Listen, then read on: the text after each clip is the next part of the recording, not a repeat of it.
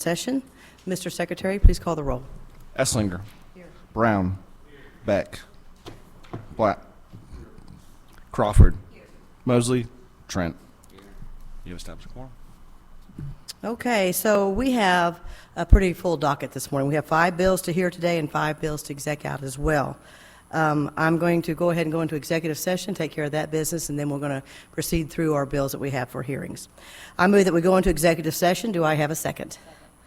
Received a second. I have a motion and a second. All those in favor say aye. Opposed, nay. Ayes have it. We are in executive session. And now I bring Senate Bill 428 before the committee. Do I have a second? Thank you. The bill is before the committee.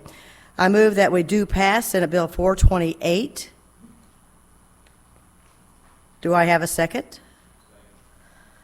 Okay, is there any discussion? This is just that Human Rights Commission bill. Oh, just, yeah. Any discussion? Seeing none, Mr. Secretary, call the roll. Senator Esslinger. Aye. Senator Brown. Senator Beck. Senator Black. Senator Crawford. Senator Mosley. Senator Trent. By your vote of 5-1, you have voted to pass Senate Bill 428. So now I move that we bring Senate Bill 645 before the committee. Do I have a second? The bill is before the committee. I move that we do pass Senate Bill 645. Do I have a second? Any discussion? Okay, so this is the auditor bill. Seeing none, Secretary, please call the roll. Senator Esslinger. Aye. Senator Brown. Senator Beck. Senator Black. Senator Crawford. Senator Mosley. Senator Trent. By your vote of 5-1, you have voted to pass Senate Bill 645. We're going to move on to Senate Bill 653. I move that we bring Senate Bill 653 before the committee. Do I have a second? The bill is before the committee. I have a Senate committee substitute, and I move that we adopt the Senate committee substitute for 653. Do I have a second? Thank you. So this substitute includes the language from Senate Bill 110 that this committee passed out earlier this year that would abolish the Personnel Advisory Board sponsored by Senator Bernstetter, and language from Senate Bill 494 that was passed by the Health and Wellness Committee last week that I was the sponsor of, and it would allow the Director of the Department of Health and Senior Services to make appointments to the Missouri Genetic Advisory Council, the Missouri Brain Injury Advisory Council, and the Organ Donation Advisory Council instead of being appointed by the governor. These are kind of cleanup bills to make some of their work a little bit easier. All those councils don't have a budget or any kind of real governance authority. They're truly advisory. Our goal with this committee substitute is to get some good legislation that's been vetted in committee, moving on some other vehicles with only 3 weeks left. Are there any questions? Seeing none, all those in favor of adopting the Senate committee substitute say aye. All opposed, nay. The ayes have it. You have adopted the Senate committee substitute. I now move that we do pass Senate committee substitute Senate Bill 653. Do I have a second? Thank you. Any further discussion on the do pass motion? Mr. Secretary, please call the roll. Senator Esslinger. Aye. Senator Brown. Senator Beck. Senator Black. Senator Crawford. Senator Mosley. Senator Trent. To the substitute that we just passed on Senate Bill 653. Is there any other discussion on the adoption of the substitute? Seeing none, all those in favor of adopting the committee substitute say aye. All opposed, nay. The ayes have it. You have adopted the Senate committee substitute. Now I move that we do pass Senate committee substitute House Bill 475. Do I have a second? Senator, any further discussion on the do pass motion? Seeing none, Secretary, please call the roll. Senator Esslinger. Aye. Senator Brown. Senator Beck. Senator Black. Senator Crawford. Senator Mosley. Senator Trent. By your vote of 7-0, we voted do pass Senate committee substitute House Bill 475. Okay, stay with me. We got one more. I now move that we bring House Bill 668 before the committee. Do I have a second? The bill is before the committee. I have a Senate committee substitute that I move we adopt Senate committee substitute for House Bill 668. Do I have a second? Thank you. This substitute includes the children tax credit language that we passed out of this committee on Senate Bill 184 earlier this week. It also includes the language from House Bill 417 that was passed out of general laws earlier this year as well, and House Bill 417 that would allow employers to apply for some matching grants to upskill their employees and help them with further credentialing for their employees to retain talent they already have instead of having to bring talent from outside the state, basically some upskilling opportunity for our workforce. Is there any other discussion on the substitute? Seeing none, all those in favor of adopting the Senate Committee substitute, say aye. All opposed, nay. Ayes have it. You have adopted the Senate Committee substitute. And now I move that we do pass Senate Committee substitute House Bill 668. Do I have a second? Any further discussion on do pass motion? Mr. Secretary, please call the roll. Senator Esslinger. Aye. Senator Brown. Senator Beck. Senator Black. Senator Crawford. Senator Mosley. Senator Trent. Thank you. By your vote of 7-0, you have voted do pass on Senate Committee substitute House Bill 668. We're going to be leaving exec session. I'm now making a motion to move out of executive session and resume our regular hearing. Do I have a second? I have a second. We will now resume our regular committee hearing and begin by hearing House Bill 919. Representative Schnelting, I didn't see you. There you are. Begin when you are ready, sir. Thank you, Doug. Thank you, Madam Chair, members of the committee. Adam Schnelting, I represent Eastern St. Charles County. Here to present House Bill 919. So this bill establishes the Anti-Surveillance and Foreign Intervention Act, which prohibits the use or the downloading onto state devices any kind of social media app, TikTok would be an example, which shares its users' data with the Chinese Communist Party. In 27 states, we've done this already. We've banned the use of, say, TikTok, for instance, in 27 states. The federal government has done this. The United Kingdom just did it last month. The nation of India has done it. It poses a risk to Missourians. In addition, the bill also prohibits the use of GPS tracking devices by non-law enforcement entities for the purpose of tracking private parties. The need for this sprang up a year or two ago when a member of the governor's cabinet was being tracked, and that's when a lot of folks realized that we needed something on the books to kind of prohibit that. Lastly, the bill was amended on the floor to add some clarifying language in regards to the Personal Privacy Protection Act, which is designed to protect the privacy of donors to nonprofit organizations. With that, Madam Chair, I'll open up for any questions. I'm sure there probably will be some. Thank you. Are there any questions for the representative? Senator Crawford? Thank you, Madam Chair. Just clarification. Would a phone be considered a tracking device, like if your phone's in your car, something like that? That, I assume that would not be. It's got GPS on it. We have GPS things in our car, but is this bill going to interfere with that? Yeah, my understanding is it would for the purpose of so say you placed a cell phone in my vehicle, or I placed one in your vehicle specifically to track you, that would apply. What about the Life 360 or some of those apps like that? Would it affect that? I mean, a lot of families have things like Right, that. absolutely. Would that be considered the same? Yeah, it's a great question. It would, yet it wouldn't. It depends because in that situation, like my wife and I use that actually, but we have consent. Okay. Right. If there was not, it would be a different situation. Okay. All right. Thank you. Yes, ma'am. Any further questions for the representative? Seeing none. So we have several bills to be heard today, and we've got to be done in 2 hours. So I would appreciate if our witnesses would not repeat what another witness has already stated, just to be clear. But we want to hear from everybody. So let's have our first witness in favor of. And you can remain seated there if you'd like. It's just up to you. Thank you, Madam Chair. Yeah. Good morning.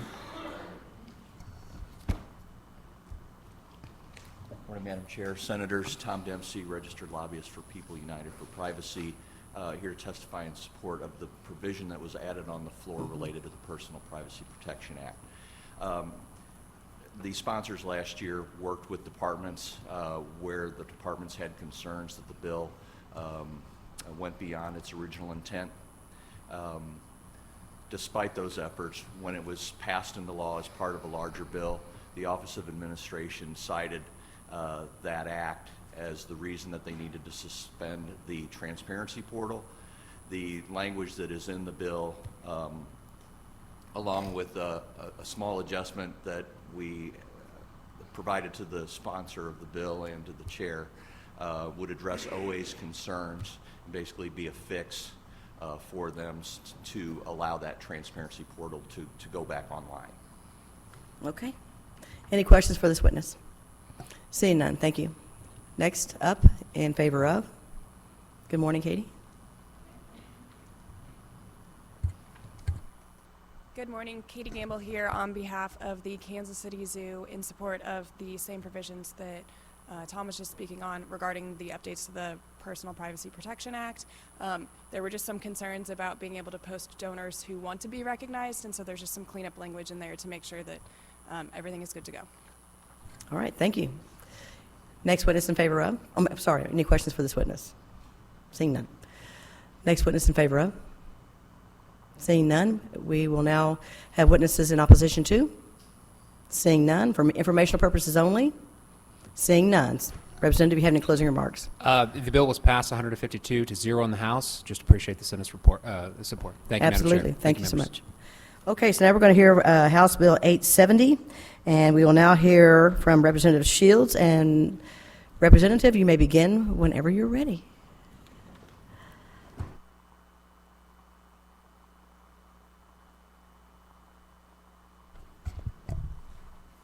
Good morning, Madam. Excuse me. Good morning, Madam Chairwoman, members of the committee. I am Representative Brenda Shields, representing District 11 in St. Joseph, Missouri. House Bill 870 is a bill that you just passed an executive session on to another bill.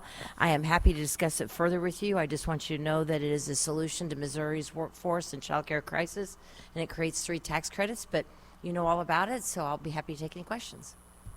Do we have any questions for the representative? Seeing none. Good job. So, anybody would like to testify in favor of? Good morning, Kara. Good morning. Kara Corches on behalf of the Missouri Chamber of Commerce and Industry. Similarly, I know we've already talked about this. We are very happy to support this. It's vitally needed. Our child care crisis is a statewide economic issue and a workforce issue. So we think this is going to go a long way in addressing our child care crisis, and happy to take any questions you may have. Absolutely. Any questions for this witness? Seeing none. In favor of? Good morning, Shannon. Good morning. Madam Chair, Shannon Cooper this morning representing United.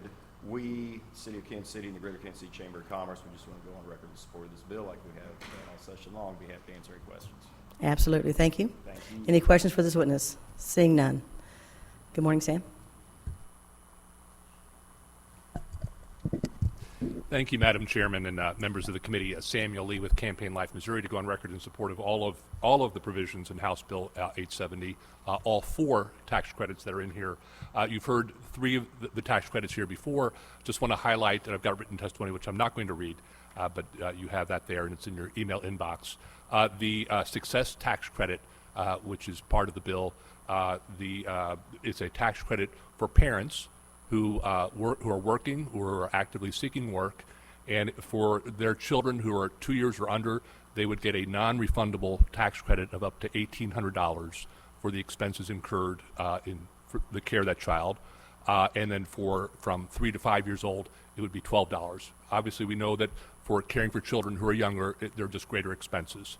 We have higher child care ratios in our child care centers, and they routinely charge more, and certainly those who nannies and others who would provide that. So we would encourage this committee to support the whole bill, including the success tax credit, and look forward to working with the committee on all child care issues this year. Child care is a pro-life issue, and happy to answer any questions. Any questions for this witness? Seeing none. Thank you, sir. Thank you. Next witness in favor of? Good morning. Good morning, Madam Chair and members of the committee. My name is Robin Shelp, and I'm Director of Policy and Advocacy for Kids Win Missouri. We want to thank the representative for sponsoring this legislation and the governor for proposing it. So everyone's going super quick, and so I feel a little bad. I just want to share with you just something that a provider sent to us about this legislation, because it's so important that you understand how this impacts the people who are really in the field working. This is from Jackie Weaver. She's the Executive Director of Southside Early Childhood Center. I'm just going to read a few lines, but I will submit her entire letter. But she says Southside Center, Early Childhood Center has served the South City community in St. Louis for over 130 years. This is super cool. It is the oldest early childhood center west of the Mississippi. Currently, 80% of their children come from low-income families, and they have to raise close to $1 million a year through grants, foundations, corporations, and individual donors. She goes on to explain how impactful this would be, as it would support the work they do, and then says that she believes that investing in high-quality early childhood education is the most important economic development tool we have. And thank you for this legislation. So with Thank you. that- Any questions for this witness? Thank you.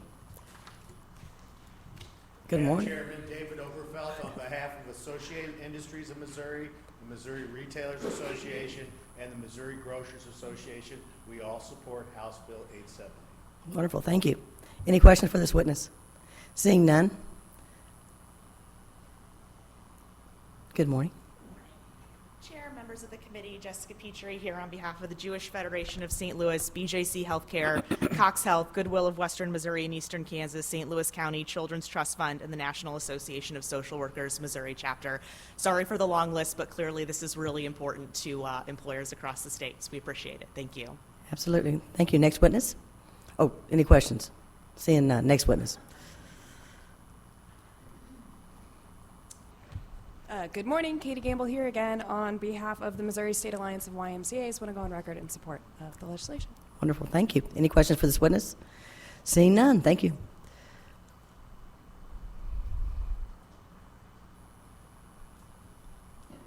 Good morning, Madam Chair, members of the committee. Jamie Morris here representing the Missouri Catholic Conference. I want to go on record in support of House Bill 870, excuse me. Don't want to repeat what everyone else has said. We think this is a good pro-life, pro-family policy. We're happy to support it and hope that it keeps moving. So be happy to answer any questions. Appreciate it. Any questions for this witness? Seeing none. Thank you.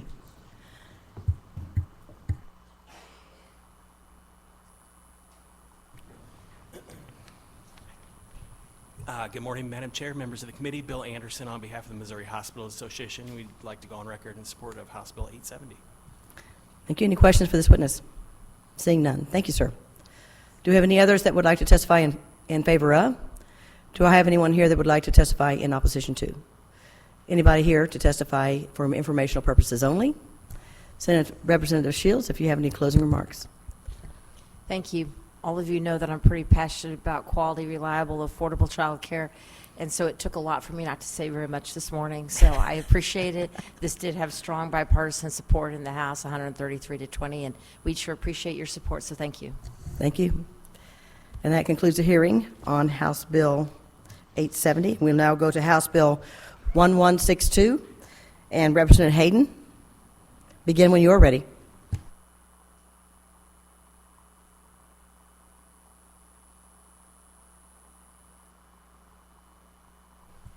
Madam Chairman and members of the committee, I'm Representative Kent Haden, District 43. I represent Northern Callaway, Audrain, and Monroe counties, parts of Monroe. I'm here to present to you today House Bill 1162. 1162 is a bill that was a product of a summer study group. It was a bipartisan study group, and it concerns residencies in the state of Missouri. Missouri is a state that all the counties but one are short of health care providers. All but one. Two others, and that's Platte. Two others, part of St. Louis County and part of Jackson County, have it, but only parts of the county. The rest of the counties go from short to very, very short. If any of you have tried to get an appointment with a primary care physician in the last 3 or 4 years, the time that it takes to get one, a lot of times it's 3 to 4 months, and then so you have to wait. As an example, last evening I had a bad cold, and I thought, what if I have to go to the doctor today? And I'm thinking, how long would it take me to get in to see somebody? So we have a very, very acute situation.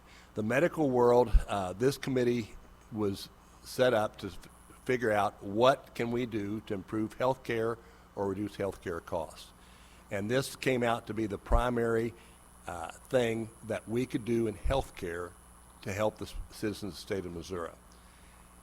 In residency, there's a situation that they call match. That means where you're a medical school graduate, then you go into a match at the end of your last year, and you interview with different residency programs across the country.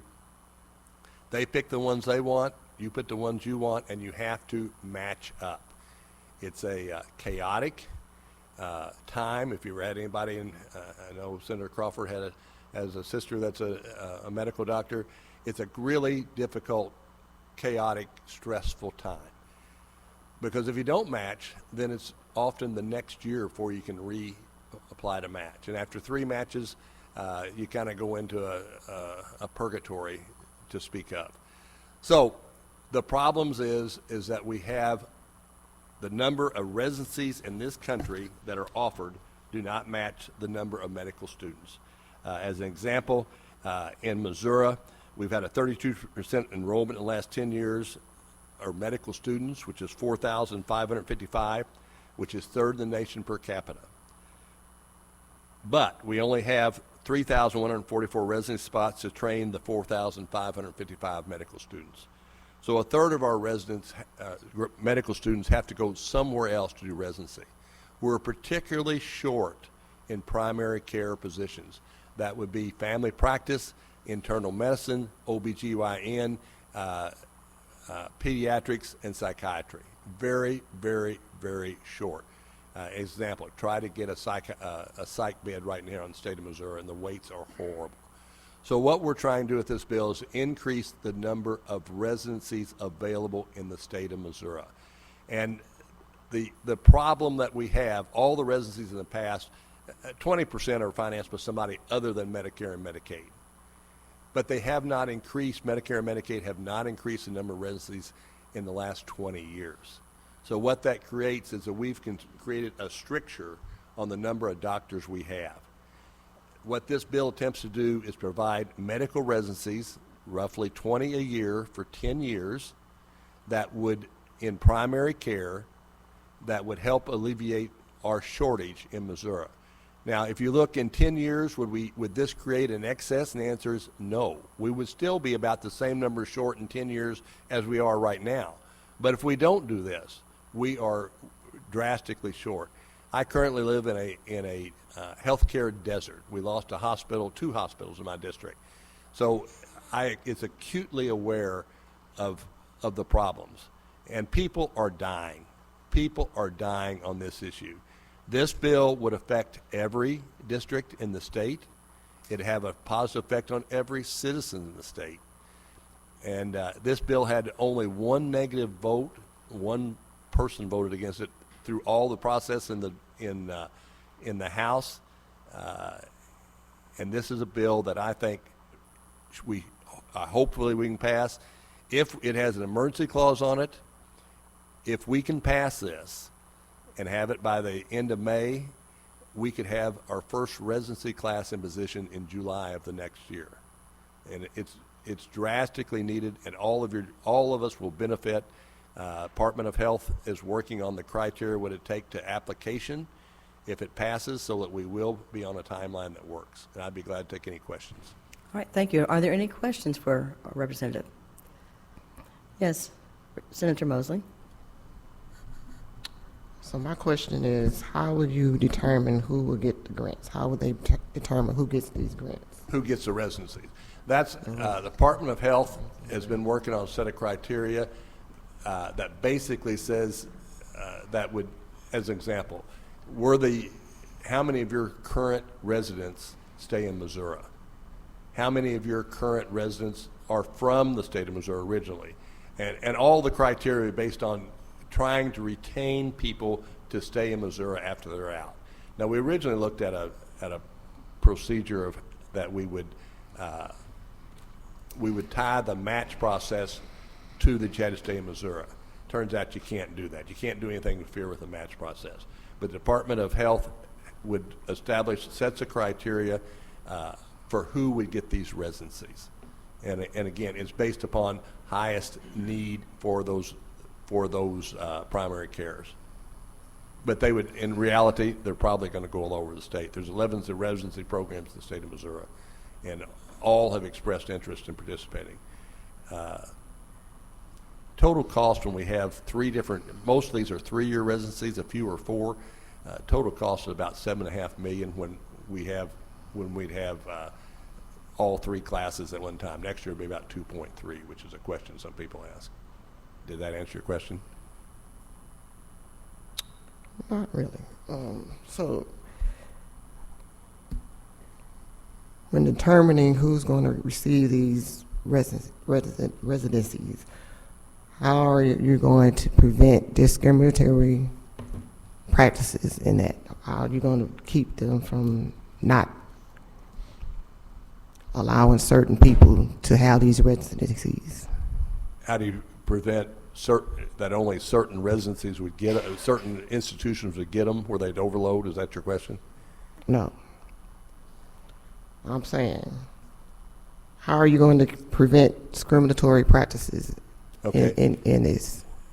This would be part of the regular match. Since you don't have a regular clear match criteria. So it has the same criteria as a regular matches would have. So what's a match? What's that, ma'am? Yeah, what is a match? The match is where, as a resident, as a graduate, you put down the residences that you would like to interview with and be accepted at, and I forget the number, usually 5 to 7, and then the schools put down the 5 to 7 students they want to fill their positions. So that's an established methodology of how they currently do that. So is it any student that matches, they're going to take them? Any So student, as long as they match, they'll be accepted. They would, if they matched, and they have a certain number of residents. This is for increased residencies, so they have to have. This is to receive this. That would be an extra residency, so there'd be more at an institution, and then the match would be like it currently is. So would it be first come, first serve? No, it's based upon selection by the match system. Right, I'm saying if they match, it's the first, say it's 5 people that match. Yes. For 5 slots. 7 slots. Are you going by the first 5 that match? Or are you just going to pick through it and see which ones you want? The institutions rank their students, and then the students rank their institutions, and they match. It's a very complicated system. We wanted to affect it, but we didn't have the ability to affect it, and it'd be the same matching system we currently use. So who's a part of the study group that you had? Who what now? Who's a part of the study group that you had? The study group was myself, Dale Wright, who was a former hospital administrator, Representative Stevens, who was a pharmacist, Representative Joe Dahl, who is a Democrat who is a physical therapist, and then Representative Patty, slipped my mind. She was a surgical nurse who is also a Democratic representative. Okay, any further questions? Okay, seeing none. We'll have our first, Senator Mosley, are you good? Any further questions? Wait to see what else other people. So you're good? Okay. Okay, all right, so let's have our first witness in favor of. You want me to stay here? It's up to you. Go ahead. Good morning, sir. Good morning, thank you. My name is Keith Ratcliffe. I'm a rural Missouri family physician. I was born and raised here, did all of my education here, and plan to stay here until God takes me away. And I'm here to help support this legislation on behalf of the Missouri Academy of Family Physicians and the Missouri State Medical Association. The House of Medicine is really united in this effort. As Representative Haden described, we have a big bottleneck in Missouri. I've also been a Missouri taxpayer since I was 16 years old, and we've invested in these students from pre-K to grade school to high school to college, and in some cases medical school. And what happens is our investment leaves the state because we don't have a place for them to finish their training. It's particularly bad in primary care. In February, we were up here discussing some things at our White Coat Day, and I know I discussed this with Dr. Brown. The problem is the funding has been stagnant for almost 3 decades now from CMS. So unless states solve this problem on their own, it's not going to get solved, and the problem is only going to get worse. I've precepted medical students and residents most of my career. Once they get in the field, once they see what they do, they stay. If they stay where they do their residency, their families are tied in. They're tied into specialists and colleagues. So if we can keep them here, they will stay here. There was a study about 8 or 9 years ago looking at the economic impact of adding a family physician to a community in Missouri. The economic impact is about $1.5 million per year. So this is a minor investment to really economically help our state. So I'd ask you to please consider it. Please put it on the fast track. As Representative clearly outlined, we have residencies that have the faculty, they have the facilities, they have everything they need to increase our workforce in primary care, except funding. So if you could help us with that, I'd greatly appreciate it. And I'd be happy to answer any questions that you might have about the match or other medical issues that impact this. Okay. Are there any questions for this witness?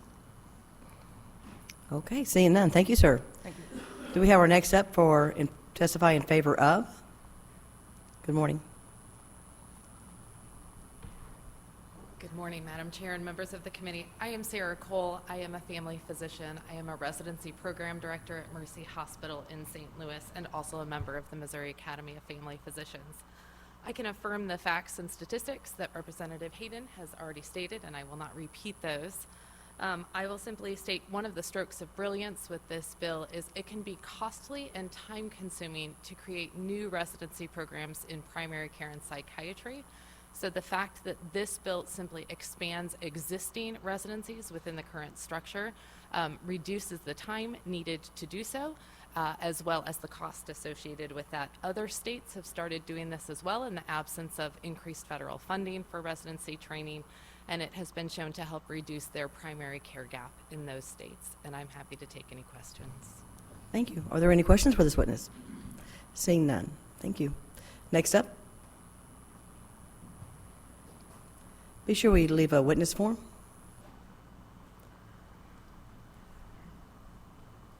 Good morning. Okay. Good morning, Madam Chair and committee members. Thank you for holding a hearing on House Bill 1162 today. My name is Kaylee Adams, and I'm an undergrad student at the University of Missouri, Kansas City. I study criminal justice and criminology, and I'm here today on the behalf of the Associated Students of the University of Missouri, or ASUM, as you may have heard us around the building.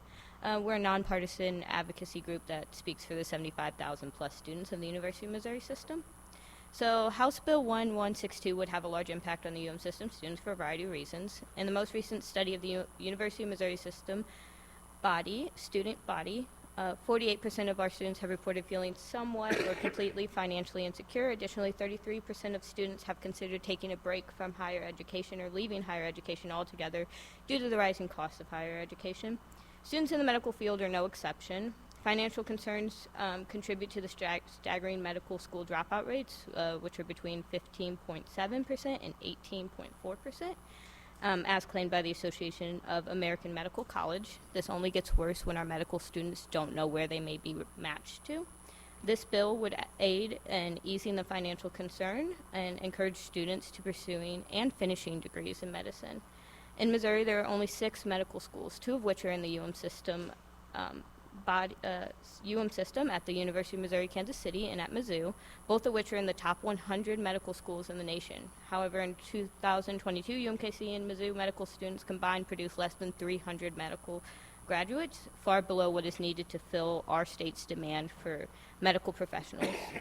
Alleviating the residency match burden for medical students would help increase the graduating number of Missouri medical schools and attract more students to the state and maintain more medical professionals after graduation.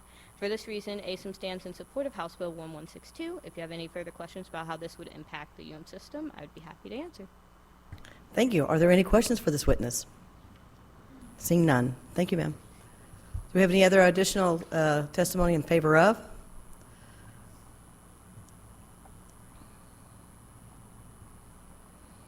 Jessica Petrie here on behalf of Cox Health. Just want to reiterate what previous witnesses have said. Getting physicians to rural Missouri is difficult, and this is a way we can help expand that. So appreciate your consideration.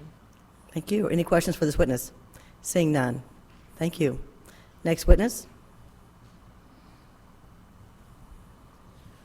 Ryan DeBoof, here for the Missouri Association of Osteopathic Physicians and Surgeons. I'm pleased to support this bill. A lot of the strategies we use to try to address the shortage of healthcare in the state of Missouri move the players around on the board. This is a strategy that actually increases our number of providers. So happy to answer any questions. Thank you. Any questions for this witness? Seeing none. Thank you. Be sure you leave a witness form. Good morning. Good morning. Members of the committee, my name is Kaina Iman on behalf of the Missouri Nurses Association. We would like to go and support, as you know, it's been said here that there is a healthcare shortage of primary care providers. So if we could get more physicians out there, we would have more collaborating opportunities for APRNs. So I hope you would support this. Okay, thank you. Any questions for this witness? Thank you. Next up.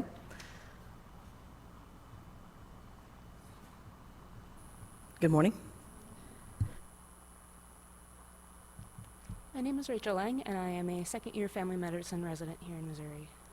In the Match 2023, which is the algorithm we spoke about, which places the candidates who have finished medical school into residency slots, there were 8,130 unmatched applicants. This is a very, very high number of applicants across the country. So 19% of all applicants failed to match, and the vast majority of these failures to match are due to simple lack of residency slots.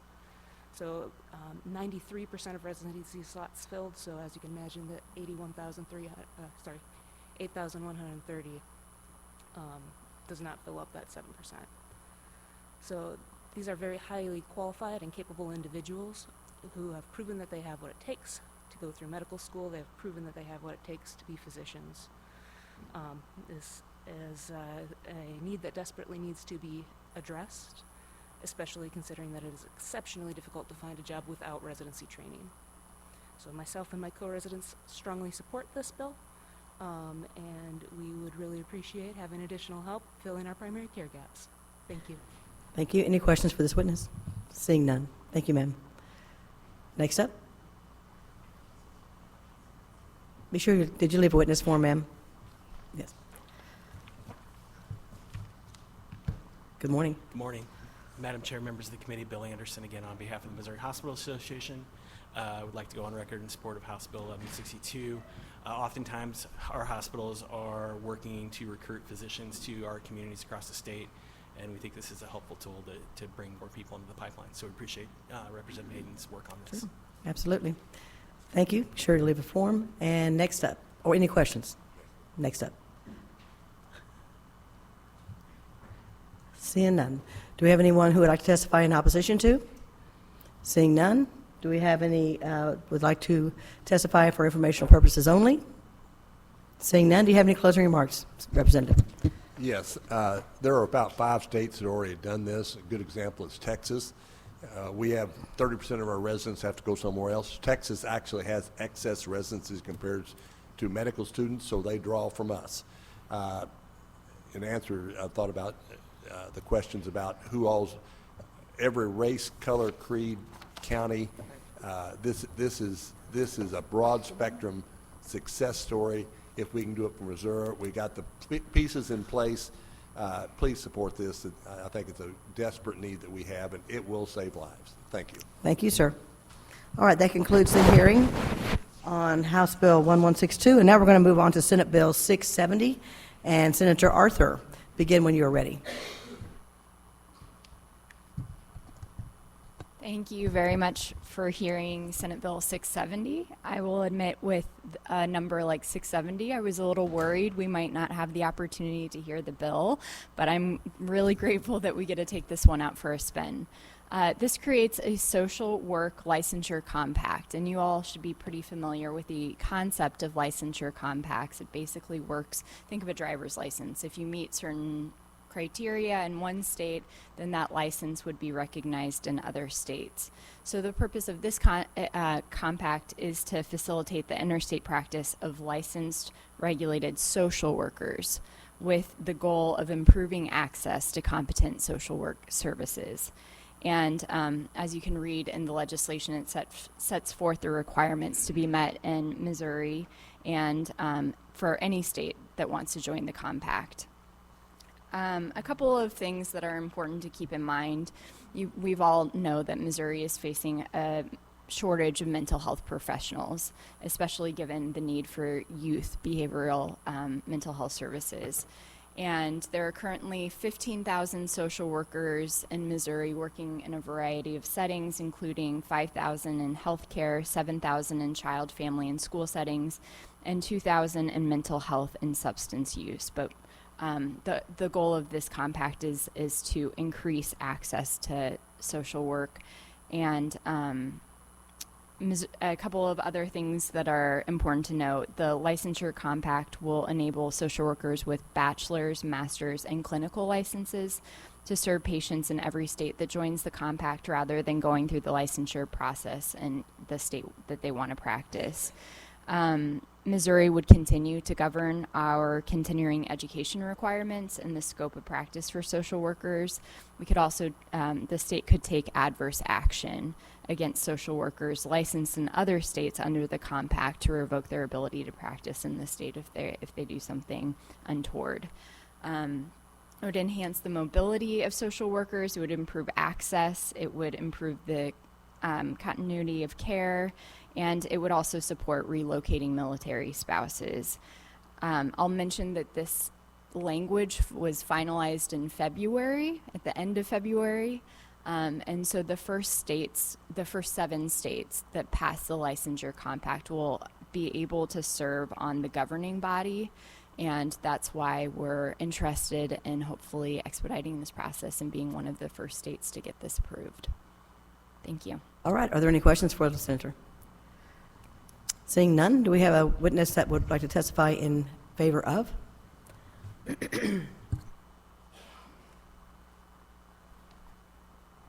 Good morning, Chair, members of the committee. My name is Cassie Brown. I'm a licensed clinical social worker and the Executive Director of the National Association of Social Workers Missouri Chapter, and I urge you to vote in favor of SB670. I would like to thank the sponsor of this bill for bringing this forward. The Social Work Compact represents a way to help increase access to needed services for Missourians and reduce barriers to practice and business for professional social workers. Social workers, as have been mentioned, practice in nearly all community settings, providing needed services to millions of Missourians. It was not mentioned that there are extremely limited access to social workers across rural settings in Missouri. There are only about 20 counties in Missouri that have a greater ratio than 20 social workers to 10,000 Missourians. Missouri has around 7,000 licensed clinical social workers and an additional 2,000 social workers who are licensed at the master's level. Of those licensed clinical social workers, about 2,000 of them are residenced outside of Missouri. So what that means is about 20% of our licensees already live outside of the state, which means that they're paying for our licenses and practicing in Missouri. Now, that shouldn't be a surprise because both of our largest metropolitan areas cross our borders, and Missouri law currently requires that in order to receive mental health services via telehealth within Missouri's borders, a provider must hold a Missouri license, which is very reasonable. And this means that we do have telehealth practitioners serving lots and lots of Missourians. Reducing barriers to telehealth practice makes a lot of sense. This serves a lot of rural Missourians, as well as providing specialized services to people such as substance use services and services for things like specific mental illnesses.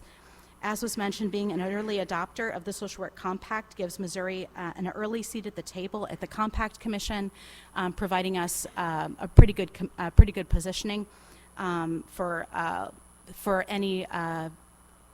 any things that might impact Missouri specifically on the commission. There are currently 7 states, including Missouri, that have filed. We are currently the state that is furthest along in this process. We may actually be able to be the first state to pass this. The compact is the right step for Missouri. Missouri social workers support it, students support it, and I urge you to vote yes on SB 670. I am open for any questions. Thank you, ma'am. Are there any questions for this witness? All right. Senator Brown. And this is, I mean, it could be for you or the bill sponsor, if whoever would like to chime in. I just was looking for a little clarification on how exactly this differs from the current license reciprocity that we have in that field. Yes.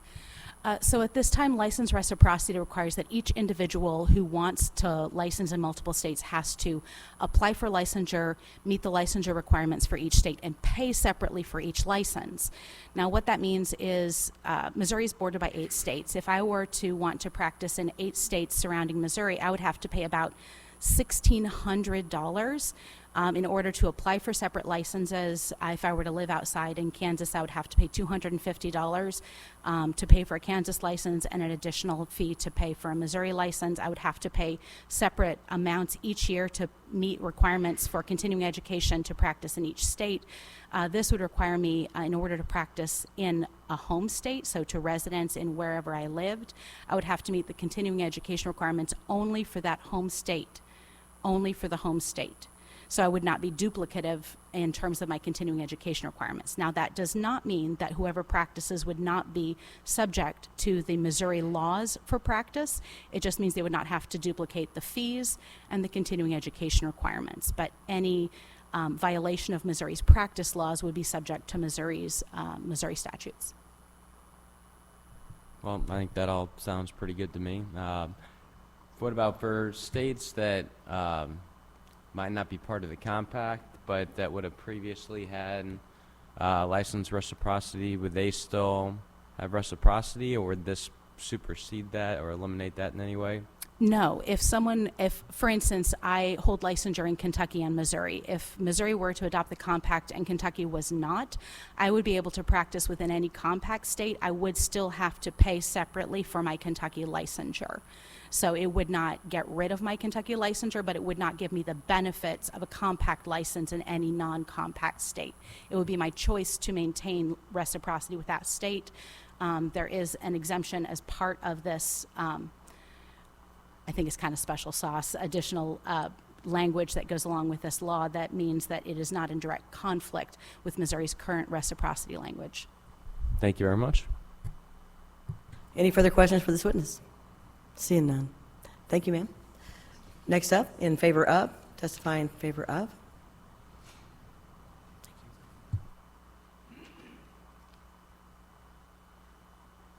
Good morning. Good morning. Thank you all for holding a hearing on Senate Bill 670 today. My name is Grace Nielsen, and I am a lobbyist with the Associated Students for the University of Missouri, but I am also a fourth-year social work student at the University of Missouri in Columbia. ASIM stands in support of Senate Bill 670 for a variety of reasons. First, we believe that the Social Work Compact would expand access to a variety of specialists for students in our state. In the most recent survey of the system student body, a staggering 97% of students named access to reliable and healthy food, housing as a top legislative priority. These statistics are reflective of nationwide trends showing an increase in resource insecurity for over half of U.S. college students. Social workers who have obtained a bachelor's degree in social work often serve in the roles of case managers, victim advocates, and resource brokers, all of whom are able to address these needs of our students that our students have expressed. Once social workers have obtained their master's, most go on to obtain their clinical license. Through obtaining a license as a social worker, these professionals are then able to legally practice therapy. As such, this compact would expand access to a potential pool of mental health providers for our students. This is especially crucial for students given the rising demand for mental health care services on our campuses and beyond. In 2022 survey by Missouri Partners in Prevention, 70% of Missouri college students reported having anxiety and 55% reported having depression. With high demand for services, students can face up staggering wait times to up to 6 weeks to see mental health providers on our campuses. Expanding the pool of social workers who serve as mental health providers through an expedited licensure process would decrease student wait times and help meet the demand for mental health care in our state. I became a social work student 4 years ago after watching my mother raise me and my sister alone as a social worker herself. She began her career in the field of working in the She began her career in the field working for the Division of Family Services in the Joplin unit of Children's Division.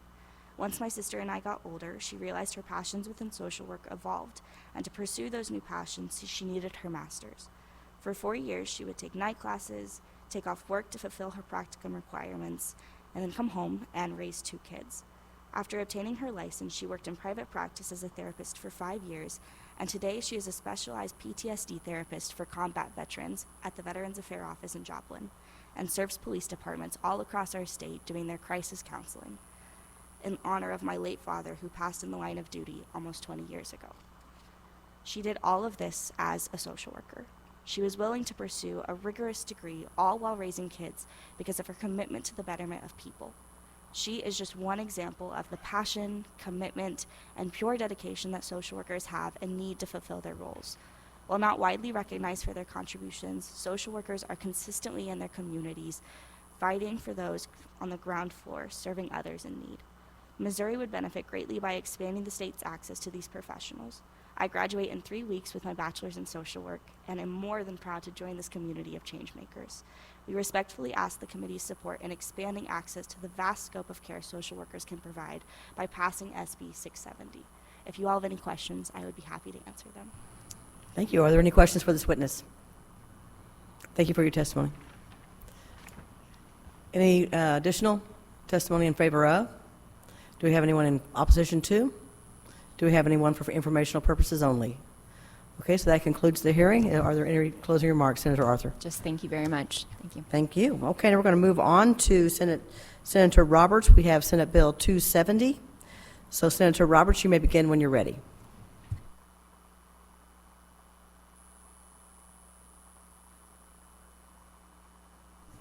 Good morning. Again, I'm Steve Roberts, State Senator from Missouri's 5th District in the city of St. Louis. I'd like to thank the chair and the committee members for affording me the opportunity to present Senate Bill 270. Missouri scrambled to find healthcare workers to fill the Missouri Disaster Medical Assistance Team during the 2020 COVID state emergency. We relied on students, recent graduates, retirees, and those with expired professional registrations. In some cases, we found ourselves having to supplement those ranks with imported healthcare workers from other states. Senate Bill 270 allows those who are dentists to be included among the healthcare class that can prescribe and administer vaccinations.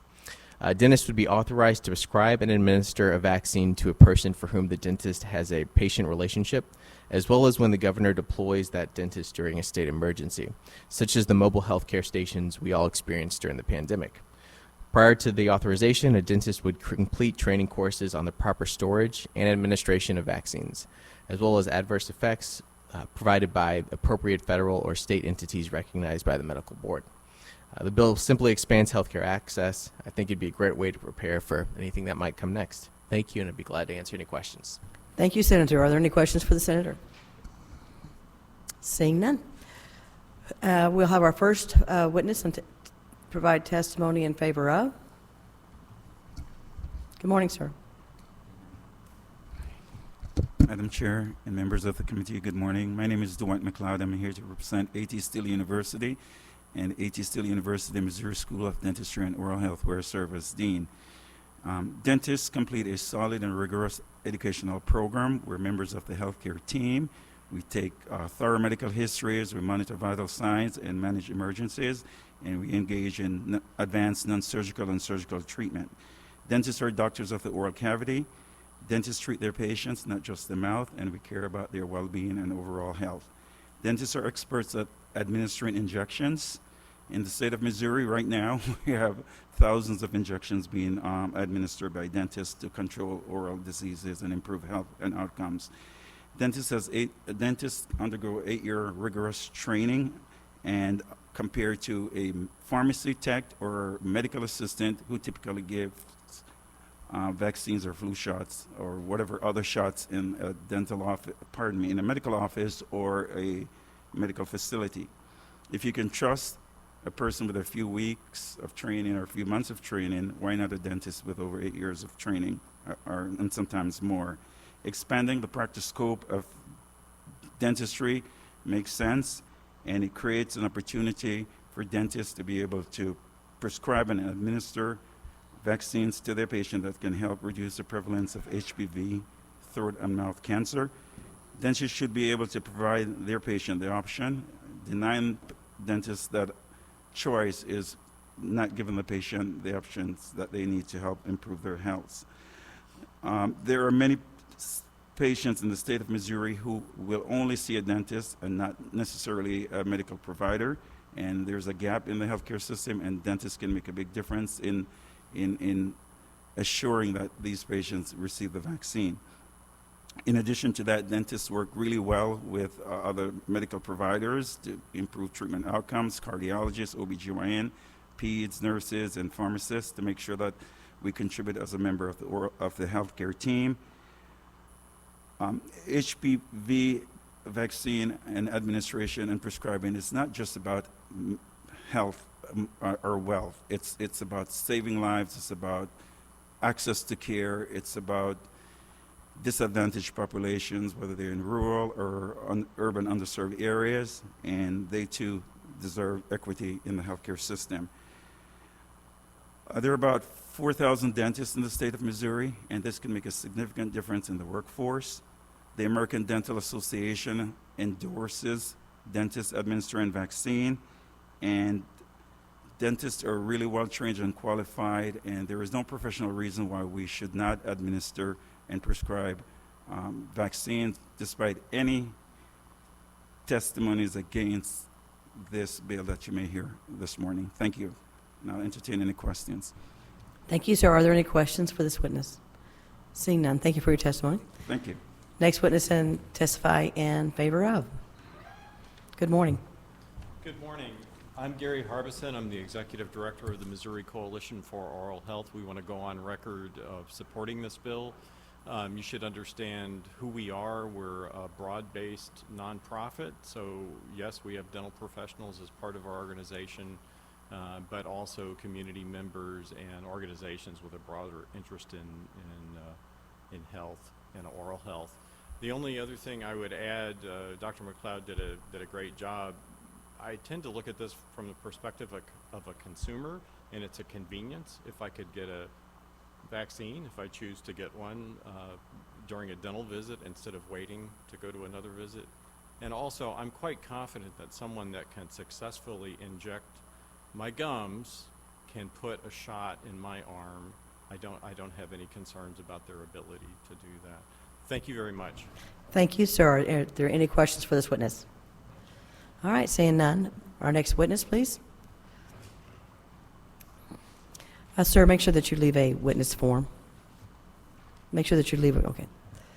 I'll make sure that he does. Good morning, Madam Chairwoman, members of the committee. My name is Olivia Wilson. I'm registered lobbyist for the Missouri Dental Association. We want to go on record in support of this legislation.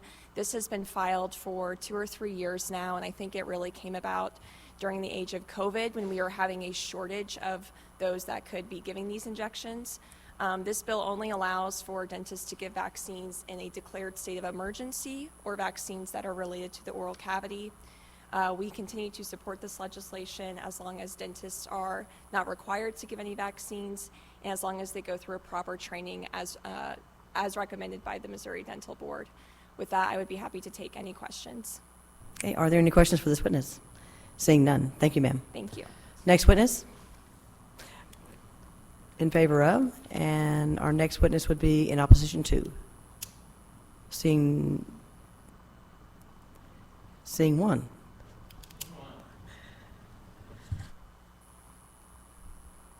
Ryan DeBoeuf again with the Missouri Association of Osteopathic Physicians and Surgeons.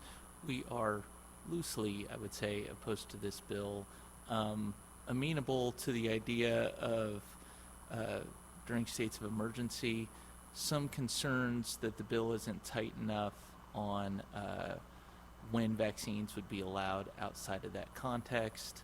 I guess just at some point we have to figure out where the line is on this vaccine situation. As far as there is danger associated with just vaccinating anybody without any knowledge of their medical background or reactions they may have to vaccines. We have some concerns. We had some concerns with pharmacists. We maybe have a little more concerns with dentists. We start getting outside of some of these standard health professions. It's a matter of, it'll be up to this committee at some point to figure out where that line is. Happy to answer any questions. Thank you. Are there any questions for this witness? Seeing none. Do we have any additional testimony in opposition to? Good morning. Good morning. Sarah Cole.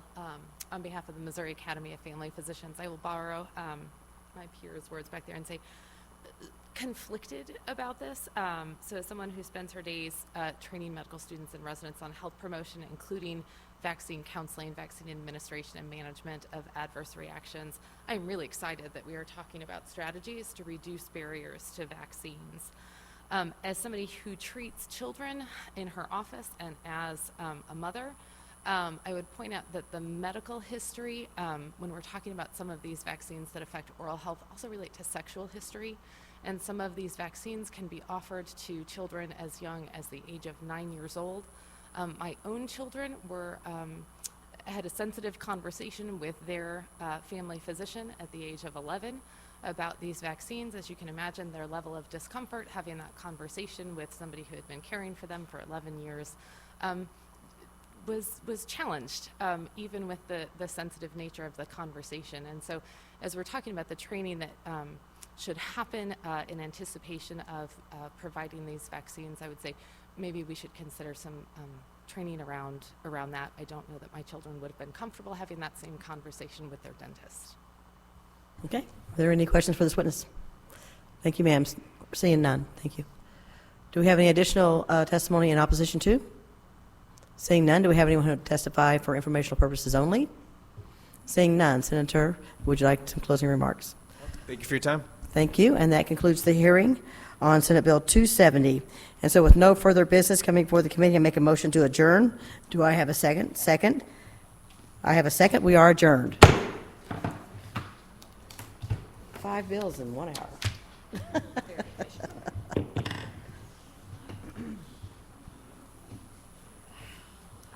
Move a committee meeting.